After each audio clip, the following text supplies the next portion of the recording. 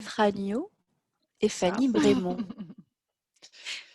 Alors, je vais lancer le partage d'écran. On est là, ici. C'est bon? Vous voyez mon écran? C'est bon, Fanny. Alors, bonjour à tous et à toutes. Alors, on vous propose également une intervention à deux voix avec ma collègue Fanny Brémond, qui interviendra dans un second temps. Donc, je m'appelle Pauline Guéfragno et je suis chargée d'études à l'ORM, tout comme Fanny. Notre rôle aujourd'hui est de dresser un panorama global introductif aux différents profils de GRH à l'œuvre en région. Alors, je tiens à le préciser tout de suite, c'est un panorama qui est plutôt d'ordre structurel, donc hors du contexte de crise que nous vivons aujourd'hui, mais pour inscrire plus largement les interventions qui seront plus ancrées dans les aspects conjoncturels et d'amener également tout doucement progressivement la focale sur les secteurs qui, de manière usuelle, font plus souvent usage des contrats courts. Pour ce faire, on va vous présenter les résultats, pardon. Alors moi, même si je n'arrive pas à faire la slide suivante, voilà, ça va être compliqué. Alors, on va vous présenter pour ce faire donc les résultats d'une étude que nous avons conduite très récemment avec Fanny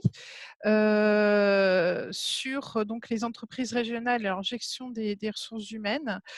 Notre intervention sera en deux temps. Donc, on va d'abord vous présenter de manière très synthétique, compte tenu du temps imparti, et de manière assez courte, le contexte et les objectifs de l'étude. Et puis, de manière plus fournie, les grands résultats. Mais là aussi, on sera assez synthétique. Bien sûr, vous pourrez nous poser des questions de précision et de détails dans le temps d'intervention et d'échange qui aura lieu juste après notre présentation. Et puis, bien sûr, vous référez à l'étude qui est en ligne sur le site de l'ORM. Donc, contexte et objectif de l'étude. Alors, tout d'abord, vous précisez que cette étude a été commanditée par le Conseil régional et l'État, les services déconcentrés du ministère du Travail, donc de la Directe, et qu'elle a été réalisée en partenariat avec la Directe via le service de REBI, donc le service d'études statistiques et évaluation. Elle poursuivait trois objectifs principaux, c'est-à-dire apporter de la connaissance sur les entreprises régionales et leurs pratiques de recrutement de manière un peu générique, offrir à l'ensemble des acteurs du champ emploi et développement économique une nouvelle lecture du fonctionnement du marché du travail régional dans ces dernières période, et puis identifier pour des acteurs particuliers les grands enjeux emploi-formation, qu'il s'agisse des branches professionnelles, des OPCO ou des filières stratégiques régionales et d'autres systèmes d'acteurs qui sont partie prenante de l'emploi et du développement économique. Alors pour ce faire, on a réalisé des regroupements de secteurs d'activité ayant des caractéristiques proches en matière de GRH, et on va tout de suite vous expliquer comment, en termes de dimension, mobiliser.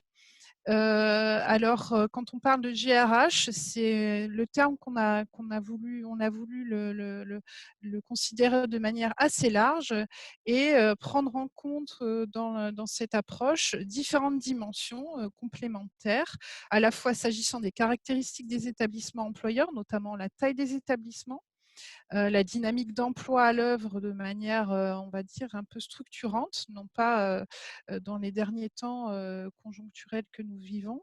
Les caractéristiques des salariés, assez usuelles, hein, âge, sexe notamment.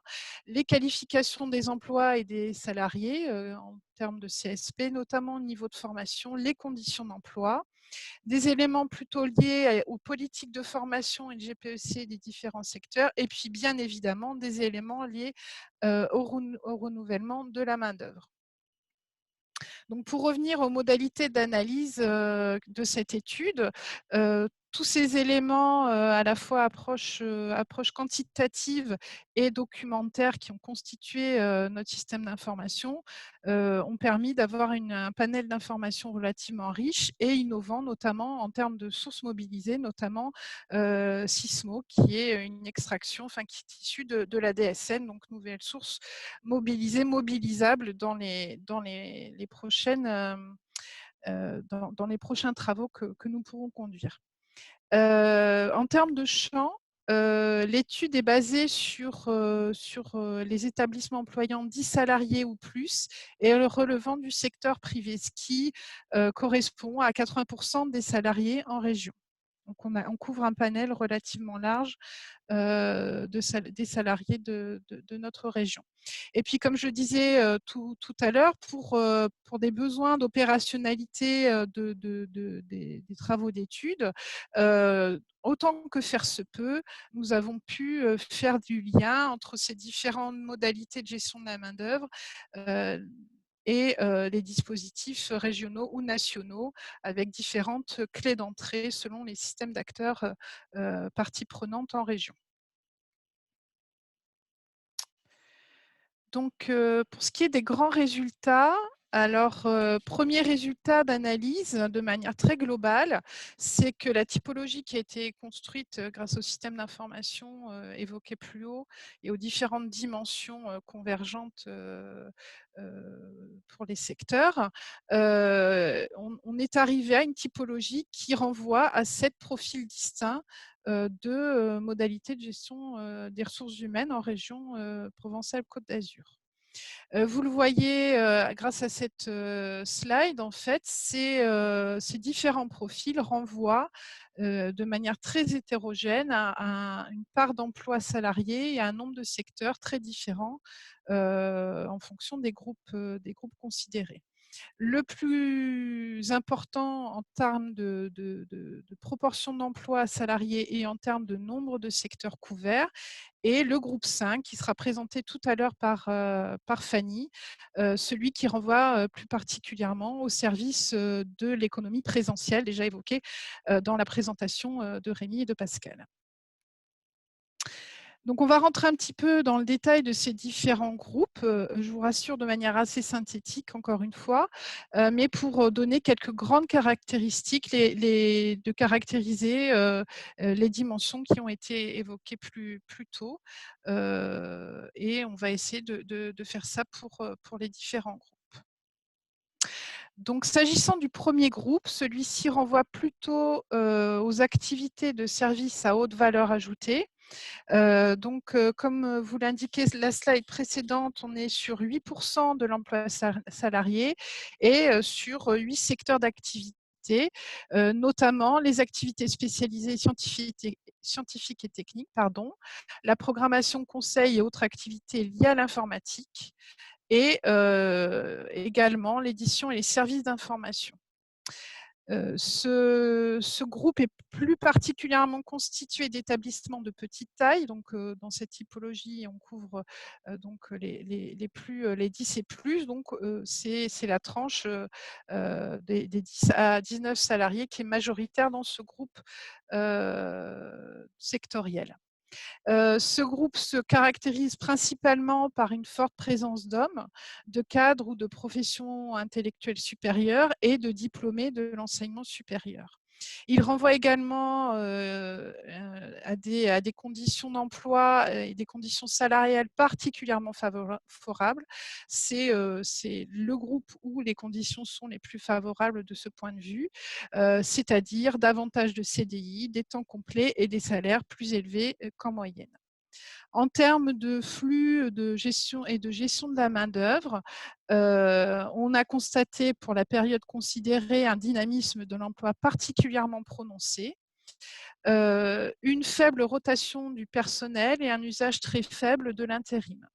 Compte tenu de ces éléments, on suppute un recours probable à de nouvelles formes de relations de travail, notamment le portage salarial, mais également probablement des sous-traitants en réseau d'entreprise. Pour pallier à l'augmentation de l'activité ponctuelle. On constate également dans ce groupe des départs volontaires ou négociés, donc départs volontaires renvoyant plutôt à démission et négociés aux ruptures conventionnelles, plus fréquents qu'en moyenne, mais également des démarches de GPEC répandues et des politiques de formation institutionnalisées. Pour chacun des groupes, on vous a glissé quelques enjeux et préconisations de manière assez illustrative, hein. On n'est pas complet sur ce registre-là. On ne va pas forcément rentrer sur ce registre non plus, mais sachez que ça a été fait de manière systématique pour tous les groupes dans l'étude. Donc, on pourra vous y renvoyer de manière plus large dans ce cadre. S'agissant du groupe 2, alors qui est très différent dans sa composition sectorielle, celui-ci est plutôt axé vers les activités de type artisanal. Il renvoie notamment au secteur du commerce, hors commerce de détail, au secteur des travaux de construction spécialisés et au secteur de la fabrication, plutôt des denrées alimentaires, des produits métalliques de type semi-artisanal et aux productions textiles, habillement, etc. Lui aussi est caractérisé par une majorité d'établissements de petite taille. En termes de caractéristiques des salariés et des emplois, une forte présence d'hommes, d'ouvriers et de diplômés d'un niveau CAP, BEP. Il renvoie également à des conditions d'emploi plutôt favorables, davantage de CDI et particularité pour ce groupe 2, un recours notable à l'apprentissage. En termes de flux et de gestion de la main-d'œuvre, celui-ci dénote également une faible rotation du personnel avec un recours important à l'intérim, un dynamisme de l'emploi prononcé durant la période étudiée et également une part plus élevée de démissions dans le cadre des embauches en CDD et de ruptures conventionnelles dans le cadre des embauches en CDI. On constate également dans ce groupe 2 des difficultés de recrutement plus prégnantes qu'ailleurs, notamment en lien aux faibles engagements dans les démarches de GPEC, à des politiques de formation continue qui sont assez peu développées.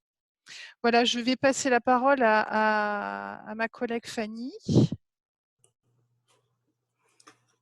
Merci Pauline. Donc du coup, moi j'enchaîne sur le troisième groupe. Donc ce groupe-là rassemble les secteurs de l'industrie, tels que la fabrication de matériels de transport, l'industrie chimique et l'industrie pharmaceutique, la fabrication de produits informatiques, électroniques et optiques, la métallurgie, les secteurs de la production et distribution d'électricité et de gaz, ainsi que ceux de la télécommunication et de la recherche-développement scientifique. Donc là, dans ce groupe, on a plutôt de grands établissements qui sont surreprésentés et qui concentrent les 3/4 des salariés du groupe. Alors, concernant le profil des salariés, ce groupe se distingue par une très forte présence d'hommes. Il y a davantage de seniors, une majorité de postes très qualifiés et une part très importante de diplômés d'enseignement supérieur. Les conditions d'emploi, ils sont favorables. Dans ce groupe, on a majoritairement des emplois, des postes en CDI à temps complet et les rémunérations sont élevées, quelles que soient les catégories socioprofessionnelles. Alors, concernant les mouvements de main-d'œuvre, ce groupe affiche les plus faibles taux de rotation observés, que ce soit des taux de rotation en CDD ou en CDI, et le recours à l'intérim est variable, plus ou moins important selon les secteurs. Alors, en lien avec la part importante de seniors dans ce groupe, les départs à la retraite sont nettement plus fréquents. Les CDD semblent moins arriver à leur terme. Alors, on a des parts légèrement supérieures de démission, de fin de période d'essai ou de licenciement parmi les motifs de fin de CDD. Et certains secteurs témoignent de difficultés de recrutement. Enfin, dans ce groupe, les démarches de gestion et de développement des compétences semblent un peu plus répandues. Donc après, on va passer au groupe 4. Donc celui-là, il rassemble donc les secteurs de transport et l'entreposage, de la construction, de la gestion de l'eau et des déchets, ainsi que des activités industrielles diverses. Alors là, ça peut être la fabrication, réparation, installation de machines, la fabrication de produits en plastique ou d'équipements électriques. Là, on a également des grands établissements qui sont surreprésentés dans ce groupe et qui concentrent les salariés. Donc, concernant ces salariés, il s'agit majoritairement d'hommes. Il y a davantage de seniors, une majorité de postes d'ouvriers qualifiés et une part importante de personnes peu ou pas diplômées. Concernant les conditions d'emploi et de rémunération, elles sont plutôt favorables dans ce groupe, avec majoritairement des CDI et du temps complet. Enfin, sur les flux de main-d'œuvre, donc là, d'une manière globale, les établissements de ce groupe renouvellent peu leurs effectifs en interne. Par contre, ils font plus souvent appel à une main-d'œuvre externe en cas de besoin. C'est dans ce groupe qu'on a le taux de recours à l'intérim le plus élevé. On a également des parts de licenciements, que ce soit pour raisons économiques ou autres, qui sont plus fréquents dans ce groupe. Enfin, les entreprises de ce groupe s'investissent de manière assez inégale dans les démarches de GPEC. Un peu plus dans le transport et l'entreposage et moins dans la construction, par exemple. Donc après, si on passe du coup au groupe 5, donc ce groupe, c'est le plus important en ce qui concerne à la fois le nombre de salariés et de secteurs. Donc, il rassemble 43% des salariés. Il se compose de 17 secteurs d'activité. Il y a plusieurs secteurs de ce groupe qui sont fortement impactés par la crise, comme on l'a vu précédemment dans la présentation de l'INSEE de la Directe. Et ces secteurs ont davantage recours au CDD. Donc là, les interventions qui vont suivre porteront d'ailleurs sur certains secteurs présents dans ce groupe et ils apporteront une analyse un peu plus fine sur les recours au contrat court. Donc, si je reviens à ce groupe plus précisément, les secteurs qui composent ce groupe sont tournés vers les services de l'économie présentielle, donc les services à la population résidente ou touristique. Donc, on retrouve le commerce de détail, la santé hors fonction publique hospitalière, l'action sociale et médico-sociale, l'hôtellerie-restauration et d'autres activités touristiques et de loisirs, et des activités de services aux entreprises, dont du coup là on retrouve les agences d'intérim. Donc ce groupe se caractérise par une plus forte présence de femmes. Alors là, elles sont majoritaires et bien sûr c'est davantage le cas dans le sanitaire et social. Il y a également une part un peu plus importante de jeunes, donc surtout dans la restauration et les activités sportives et de loisirs. Les postes de catégorie employés sont majoritaires, il y a très peu de postes de cadre et les personnes non diplômées sont surreprésentées dans ce groupe, en particulier chez les seniors, les jeunes ayant un peu plus souvent un niveau bac. Alors là, dans ce groupe, comme l'a dit Pauline tout à l'heure, donc les conditions d'emploi et de rémunération sont plus précaires. Il y a davantage de CDD, de temps partiel et des rémunérations moins élevées. Concernant les flux de main-d'œuvre,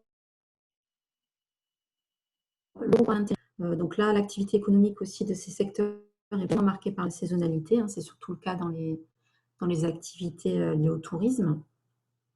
Et en revanche, le turnover est très élevé, davantage dans l'hôtellerie et dans l'hébergement médico-social et social. Donc là, ces mouvements de main-d'œuvre en fait, peuvent être à l'initiative des salariés qui démissionnent, donc en lien notamment avec des conditions d'emploi peu favorables et des conditions de travail difficiles, c'est notamment le cas dans le secteur de la santé, mais aussi dans la restauration. Ces mouvements de main-d'œuvre sont aussi du fait de l'employeur qui ne souhaite plus conserver son personnel pour des motifs économiques ou non. Alors, par exemple, dans le commerce de détail, on avait observé une part un peu plus importante de licenciements pour raisons autres que économiques dans les motifs de fin de CDI. Voilà, bien sûr, comme on vous l'a dit au début, c'est des données qu'on a constatées avant la crise actuelle. Pareil pour l'évolution de l'emploi qu'on avait regardé entre 2016 et 2017. Et on voyait que dans ce groupe, l'emploi avait augmenté de manière plus importante que dans les autres groupes. Mais il y avait des difficultés de recrutement plus marquées dans ce groupe. Donc, par exemple, dans le domaine de la santé et action sociale, où on avait aussi des métiers en culturels fortes, comme les métiers d'infirmier et d'aide-soignant, mais aussi dans l'hôtellerie-restauration, avec des métiers en tension de cuisinier, de serveur de café-restaurant. Enfin, ce groupe se rapprocherait plus de la configuration d'une politique de formation tournée vers l'adaptation au poste de travail, hein, donc ajuster les qualifications du personnel au poste de travail. Et là, les enjeux qui ressortaient, qui tournent autour de l'amélioration des conditions de travail, d'emploi et de sécurisation des parcours. Alors, le groupe 6, lui, il est principalement constitué des secteurs de la banque, des assurances, des administrations parapubliques comme la sécurité sociale ou la CAF, de l'enseignement, donc côté privé, et des activités immobilières. Donc là, ce groupe, il présente la plus forte proportion de postes occupés par des femmes et des seniors. On y trouve également ouais, on en a aussi. J'essaye d'aller vite, hein, mais là, donc les conditions d'emploi sont plutôt favorables, mais les rémunérations perçues semblent relativement contraintes par des grilles de salaire imposées. Là, le taux de recours à l'intérim et les flux de main-d'œuvre sont plutôt faibles dans ce groupe. Et cumulé à des départs à la retraite plus fréquents, ça a contribué à une baisse des emplois. Et là, l'engagement dans les démarches de GPEC est variable selon les secteurs. Dans celui des services financiers, la politique de formation continue est particulièrement développée. Donc pour terminer, le dernier groupe, lui, alors il est vraiment très spécifique, hein, c'est le plus petit en ce qui concerne le nombre de salariés de secteur. Il regroupe moins d'1% des postes salariés et se compose de 2 secteurs, donc à savoir l'activité créative, artistique et de spectacle et l'audiovisuel. Donc là, on a un groupe de secteurs très touché par la crise et très spécifique, hein, en termes de mobilisation et gestion de la main-d'œuvre. On a majoritairement, ils sont majoritairement constitués d'établissements de petite taille, hein, 10 à 19 salariés. Près de la moitié des salariés sont des femmes et les jeunes sont très présents dans les activités de l'audiovisuel. Les postes de cadre sont surreprésentés, donc là c'était plus dans les activités créatives, artistiques et de spectacle. Les conditions d'emploi sont plus précaires, hein, beaucoup d'embauches sur des CDD de très courte durée, donc essentiellement des CDD d'usage. Le turnover est très important et la saisonnalité très prononcée. Et ce groupe est aussi marqué par des départs un peu plus fréquents de personnel pour démission ou rupture conventionnelle.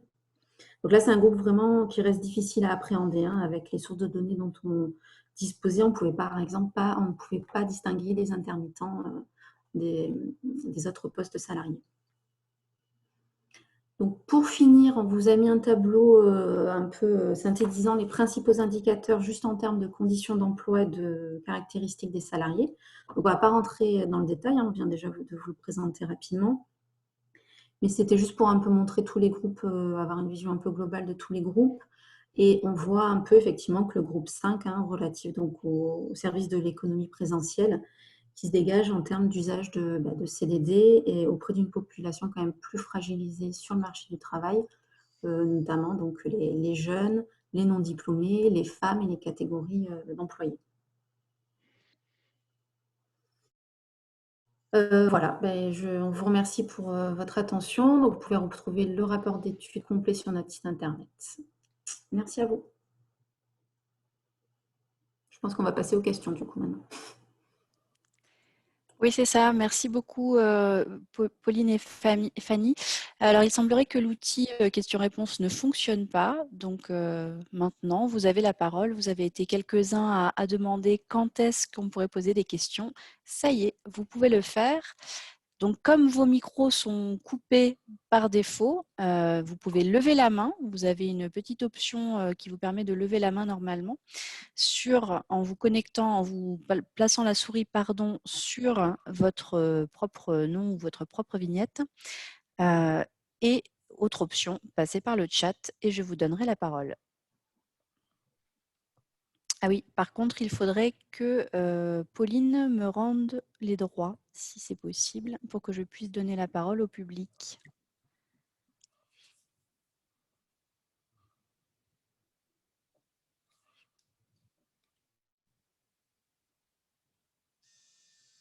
Ah si, nous avons une question de Michel Fary qui nous dit que le FNE formation n'a pas été évoqué. Est-ce que vous voulez que je vous donne la parole? Michel, je vous donne la parole.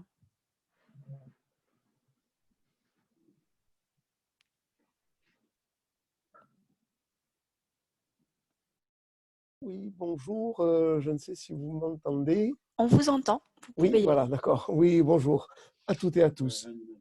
Effectivement, parmi les mesures qui ont largement accompagné la gestion des ressources humaines, c'est dans le cadre du chômage partiel, la possibilité de mettre en place des actions de formation au travers du FNE formation.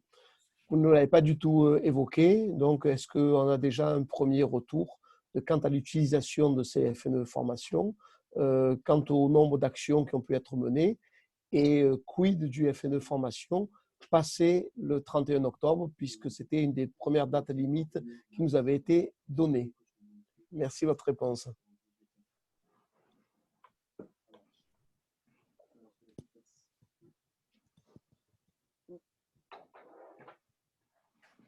Oui, Rémi de la Direct, hein, vous m'entendez? Oui, très bien.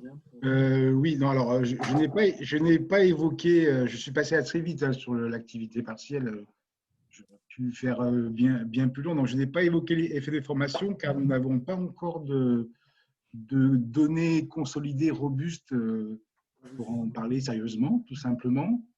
Tout ce que je peux commencer à vous dire, c'est que comment dire, on ne voit pas un vrai décollage de cet accompagnement formation. Voilà. Mais j'ai pas de données, j'ai des données partielles de gestion, donc je préfère ne pas en parler que dire des choses qui seraient, qui resteraient provisoires, comme toutes les données d'activité partielle, par exemple. Hein, elles sont toujours provisoires parce qu'elles sont révisées tous les jours. Hein. Je vous rappelle qu'un employeur a 1 an pour envoyer sa demande d'indemnisation, même si dans les faits, 2-3 mois après la demande, l'indemnisation, on peut compter sur des choses assez robustes. Mais là, sur l'effet de formation, je n'ai pas vraiment de données à vous apporter. Ça viendra plus tard. J'en suis vraiment désolé. Il faut savoir que tous les organismes de SAC public font des gros efforts quand même par rapport à une année normale d'avancer des données bien plus rapidement qu'avant. Hein. Je vous rappelle que l'an dernier, pour avoir des données consolidées sur l'activité partielle et sur les mesures d'accompagnement, il fallait 9 mois de recul. Et là, on peut avoir des données tous les 15 jours. Donc, c'est quand même un saut.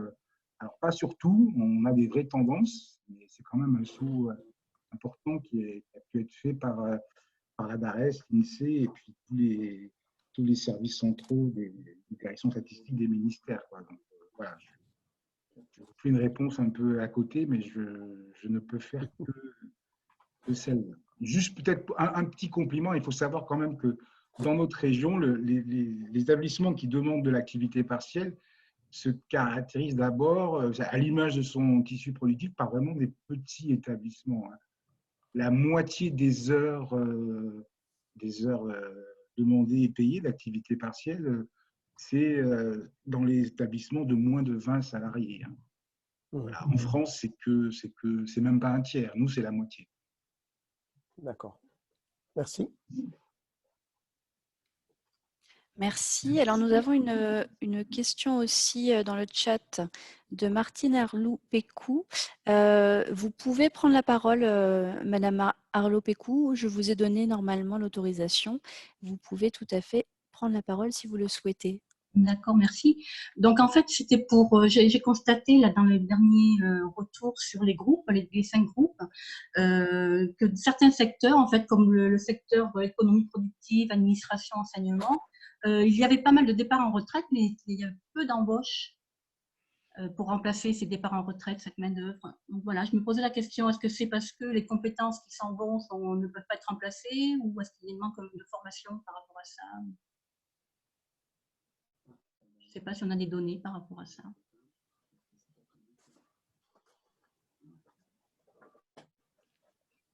Fanny, Pauline, l'une de vous peut répondre? Alors, les départs à la retraite, je crois massivement concernaient plutôt le groupe 6. D'une manière globale, dans ce groupe, on voit une contraction des emplois, une baisse de l'emploi. Hein, donc, il n'y a pas d'embauche, mais c'est aussi, je pense, un un constat à faire, hein, c'est que les deux ne marchent pas ensemble. Les dimensions qu'on a voulu traiter, elles sont complémentaires mais pas concomitantes. C'est-à-dire qu'il peut y avoir effectivement des éléments disjoints entre des départs et des embauches qui ne sont pas réalisées. Ce n'est pas des choses qui sont convergentes de manière systémique. Par ailleurs, je dirais que sur les départs en retraite, c'est un indicateur qui est particulièrement lié à la pyramide des âges constatée dans les secteurs d'activité regroupés. C'est effectivement parfois concomitant avec des niveaux de diplôme constatés dans un fort écart entre des niveaux de diplôme de seniors et des jeunes entrants sur le marché du travail dans ces secteurs. Donc, il y a probablement des compétences acquises par l'expérience qui peuvent aussi partir avec ceux qui les portent, avec les salariés. Donc, c'est pour ça qu'on a formulé dans ces secteurs où les départs en retraite se font de manière plus massive, des préconisations en lien avec la GPEC et surtout le maintien des compétences expertes qui ne sont pas forcément liées, on sait bien, les compétences sont acquises en situation de travail, donc des compétences qui sont portées par des salariés seniors qui n'ont pas forcément des niveaux de diplôme élevés, mais qui ont acquis une expertise qui peut ou pas être remplacée par des nouvelles recrues souvent plus diplômées. Voilà, je ne sais pas si j'ai éclairé, je vous ai apporté l'éclairage nécessaire. Fanny comme Rémi, hein, d'ailleurs, qui a fortement contribué à cette étude, peuvent étayer s'ils le souhaitent.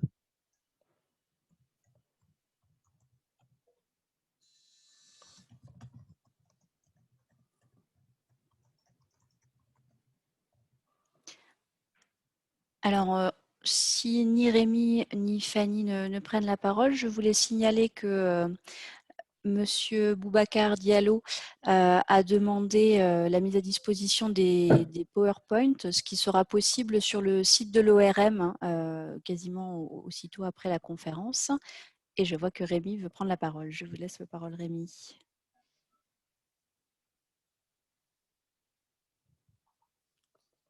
Rémi ?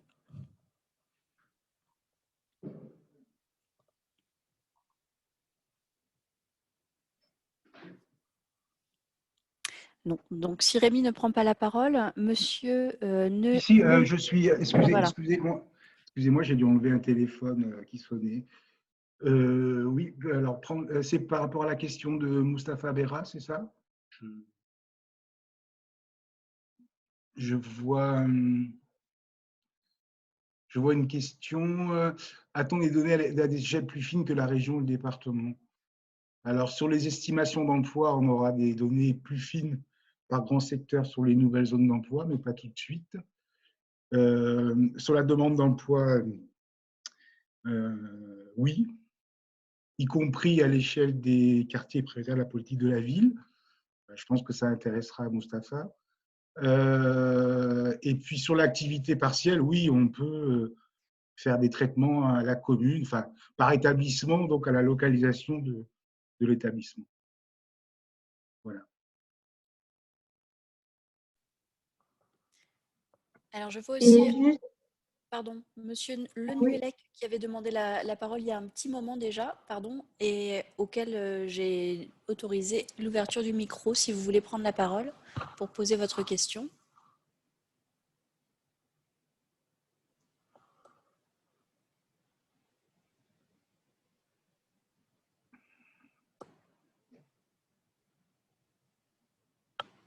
Monsieur Le Nuellec.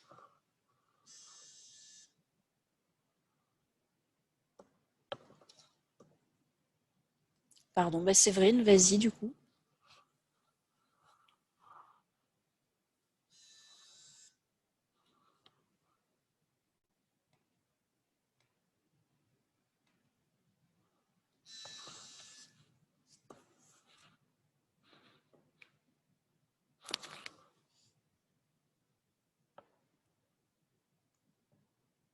Est-ce que nous avons encore d'autres questions, d'autres remarques?